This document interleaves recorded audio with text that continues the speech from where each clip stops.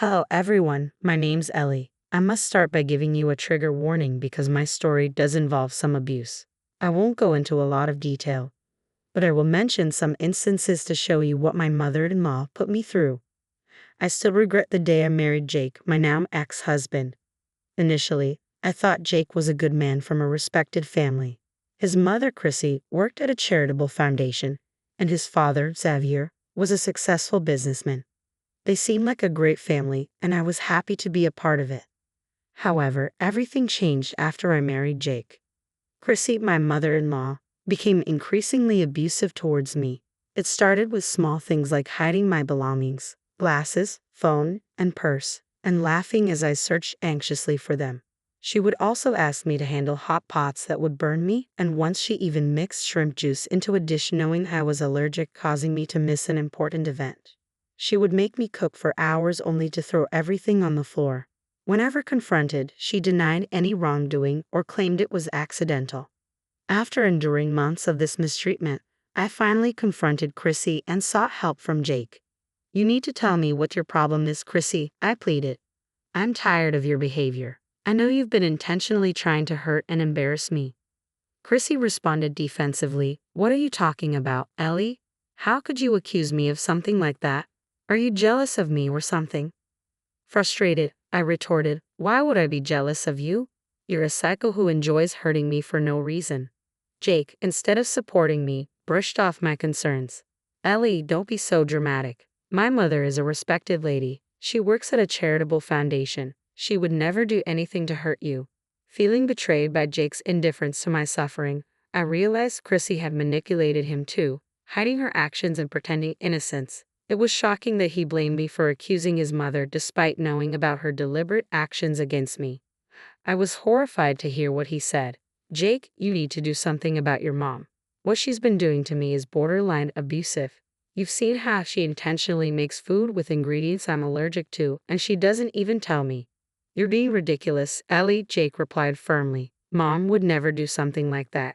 It's all in your head. She's been telling me you're jealous of her. I can see what's happening." "What the hell, Jake? You know your mother has been tampering with my food, adding allergens to it." "You know more than that," I exclaimed, feeling bewildered by his defense of her. "Yet you're taking her side?" I couldn't comprehend why Jake, who had always loved and cared for me, was now dismissing my concerns about his mother. It felt like a sudden betrayal. I stared at him in disbelief, trying to make sense of his change in attitude. That's when his mother interjected. "Jake, your wife is crossing all limits," she declared coldly. "If she continues this behavior, we may have to kick her out. I always knew she was unworthy of our family, and now she's proving it. If you want to support your wife, you can leave as well. That will help us decide better what to do with your inheritance." "And Mom, Ellie is just upset right now. I don't support her at all," Jake quickly responded, trying to appease his mother. "I promise she'll behave herself. If not, you can kick her out. I won't mind. I always knew you were the reasonable one, Mom. Thank God you can see past this." I was stunned. Jake was blatantly choosing his mother's side, denying my experiences and blaming me for the tension. It became clear to me why he was acting this way. You see, Jake and I were living with his parents because that's what they wanted. He worked for his father's company and was financially dependent on his dad. He hoped to inherit his father's assets, and upsetting his mother could jeopardize that. It was evident that my husband was more concerned about securing his future inheritance than protecting me. "What the hell is wrong with you, Ellie? Are you trying to get us kicked out or something?" Jake snapped at me later when we were alone. "Seriously, Jake, that's all you have to say after I told you about your mom's abuse? What kind of husband are you?" I cried out in frustration. "The kind that knows how to secure his future," Jake replied coldly. "You're insane, Ellie. You can't just expect me to accuse my mom of such things and drag me into your problems. If she gets mad at me, do you think she'll let Dad give me my inheritance?" "Is your inheritance more important than your wife, Jake?" I asked, tears welling up in my eyes. "We don't need anything. Let's leave and buy our own house. It may be smaller, but it will be ours, and no one can abuse me there," I pleaded. "Don't be ridiculous, Ellie. We could never afford a house like this." "I'm not going anywhere. You'll put up with my mom and stop complaining," Jake asserted firmly. "If you don't, I'm sure my mom will kick you out. Don't come crying to me because I won't help you." And at that moment, I realized the truth. When I realized my marriage was over, Jake betrayed me in the worst possible way. He wasn't the man I thought he was. Feeling helpless, I watched as Chrissy escalated her abusive tactics, now assured Jake wouldn't intervene. I felt lost, wanting to flee and leave it all behind. But I refused to let Chrissy get away with her cruelty, and devised a plan to expose her. Accessing the house's security footage covertly, I compiled undeniable evidence of Chrissy's abuse against me into a video. I bided my time, waiting for Chrissy's upcoming birthday celebration, where Xavier and guests would be present. That day became my deadline, my moment to confront her. On Chrissy's birthday, she played the gracious hostess, behaving impeccably, likely because of the guests. I played along, biding my time until after the cake was cut. Stating before everyone, I made a calm announcement. "Thank you all for joining us to celebrate my dear mother-in-law, Chrissy," I began. "I'm sure many of you know what a sweet and caring woman she appears to be. Today, on her birthday, I thought it fitting to share a glimpse of the real Chrissy." Without further ado, I directed everyone's attention to a screen where I had prepared a video compilation. "Please enjoy this video I've put together to honor our dear birthday girl," I said, as I played the footage. Prepared for any backlash, I had friends on standby, ready to support me if needed. After enduring years of Chrissy's abuse, I had reached my breaking point. I no longer cared about her or Jake. I was done. As the video played, the room fell silent. Guests watched in horror and disbelief as the truth about Chrissy unfolded before their eyes. Chrissy and Jake stood in stunned silence, while Xavier's expression betrayed deep reflection. In that moment, I knew I had taken a stand against my monstrous mother-in-law, exposing her deceit to everyone present. I didn't blame Jake. He had been away for days and unaware of what had been happening. When the video ended, it was my father-in-law, Xavier, who broke the silence. "What the hell did I just watch, Chrissy?" he demanded. "It's not what it looks like, Xavier. These videos are fabricated, taken out of context," Chrissy hurriedly replied. Xavier's voice remained firm. "Oh really, Chrissy? They don't look fabricated to me. Are you suggesting my daughter-in-law went to the lengths of doctoring videos just to humiliate you?" "Yes, that's exactly what I'm saying, Xavier," Chrissy insisted. "Ellie is doing this out of malice. I don't know how she managed to manipulate those videos. I would never do something like this." Chrissy's casual lies infuriated me. She was attempting to convince everyone that a year of abuse documented in my video was entirely fabricated. I couldn't believe she might still deceive people after exposing her antics. I calmly responded, "So now you want to blame me for tarnishing your image, Chrissy? Let's settle this then. Let's call the police and let them decide if these videos are fabricated." "Nonsense, Ellie. The police won't entertain baseless accusations from a liar like you," Chrissy retorted confidently. "Are you sure about that, Chrissy?" I challenged. "You were just claiming ignorance of your illegal actions. Let's call the cops and find out." Chrissy looked panicked at the prospect. She hadn't anticipated being confronted like this. Meanwhile, I noticed some of Chrissy's friends, colleagues from the charitable foundation where she worked, giving her disapproving looks while typing on their phones. They seemed to be reporting what they witnessed at the party. Chrissy continued to plead her innocence to Xavier. "Xavier, do you hear her? She's threatening to involve the police.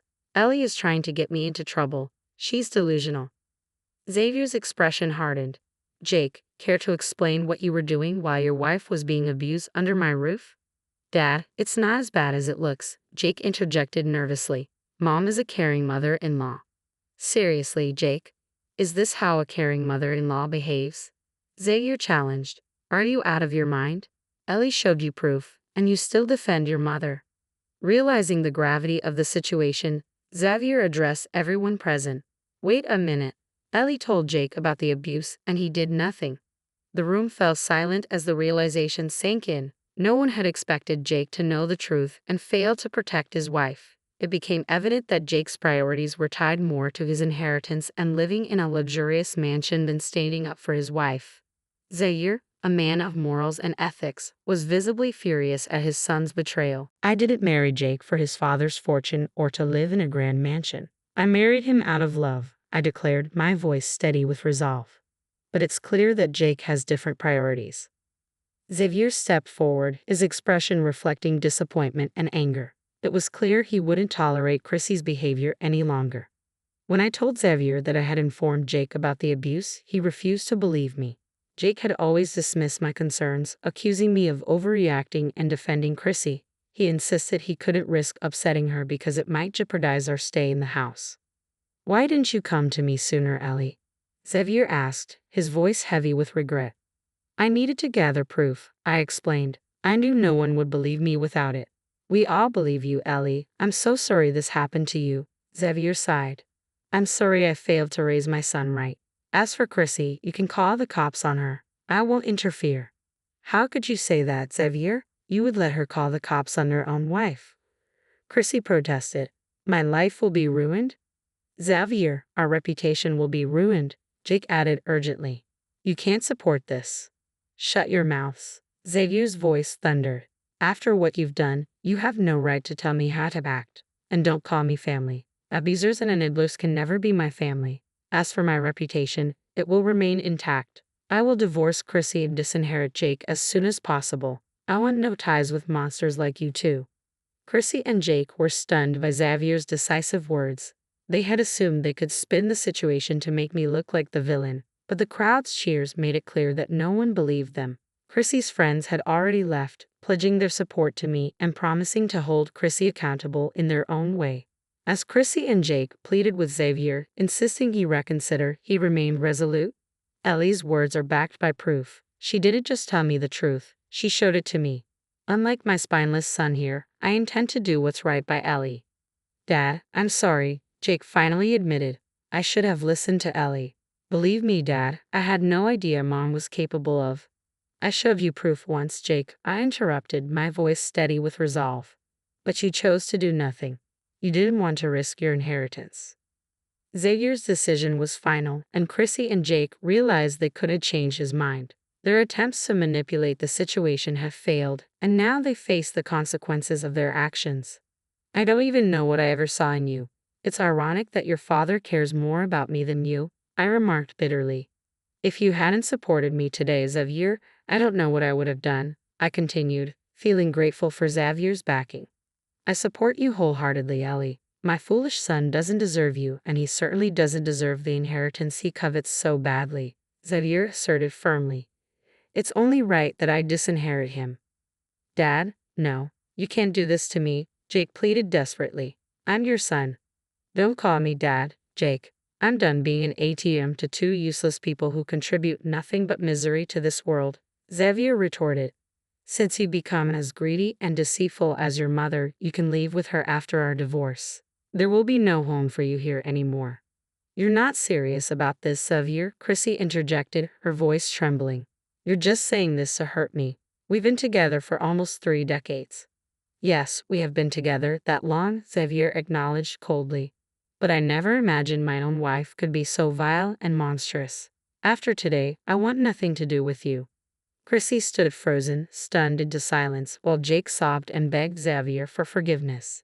It struck me profoundly how today's events laid bare their true priorities. They cared only for wealth and reputation, not for the person they had abused for a year. I felt disgusted by the man I once called my husband. He was more upset about losing his inheritance than realizing the extent of my suffering. Chrissy began crying and pleading with Xavier, not to me, but to him. "Xavier, please, I know I made a mistake. It won't happen again. Please don't take such a drastic step without thinking." "Dad, Mom is right. We messed up, but we'll make it right," Jake added, his voice choked with tears.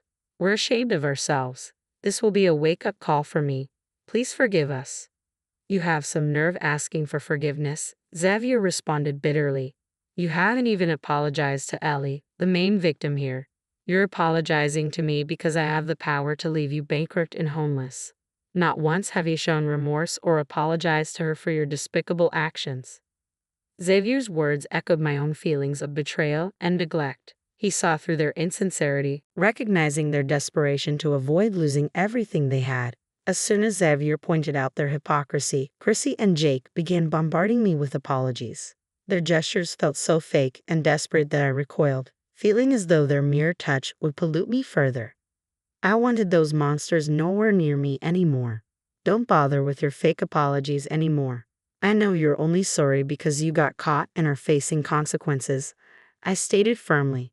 "I'm not the doormat who entered this family a year ago.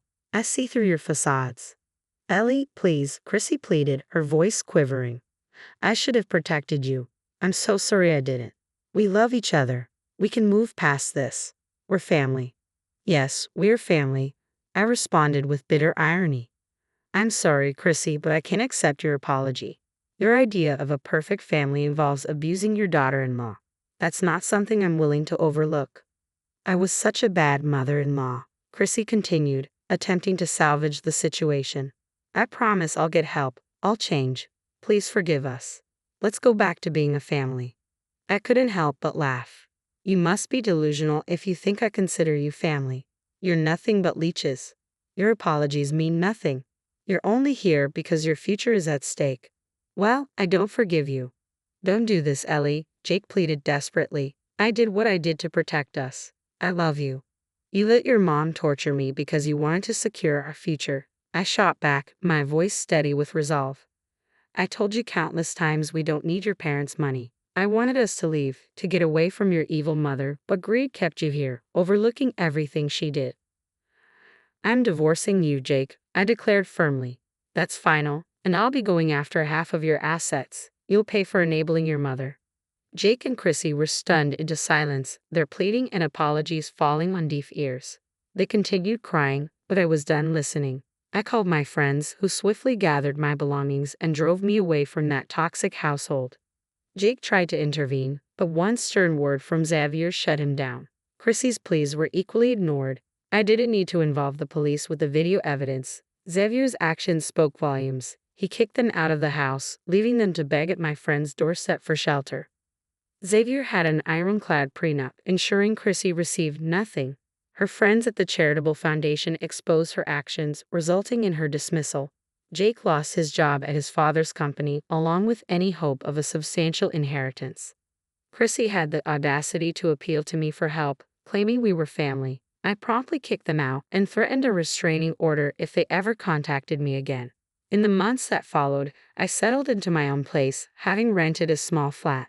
The divorce was finalized smoothly, with Jake relinquishing assets he had once believed secure. He worked two jobs now, supporting a mother who refused to work. Once, Jake called me to complain about his circumstances, hinting he wanted to come back. I laughed and hung up, relishing the irony that he now faced the consequences of his actions. It was a long road to vengeance, but I no longer needed to actively pursue it. I was living well, and so was Xavier. As for Jake and Chrissy, they were reaping what they had sown, a heavy dose of karma for their years of abuse and manipulation.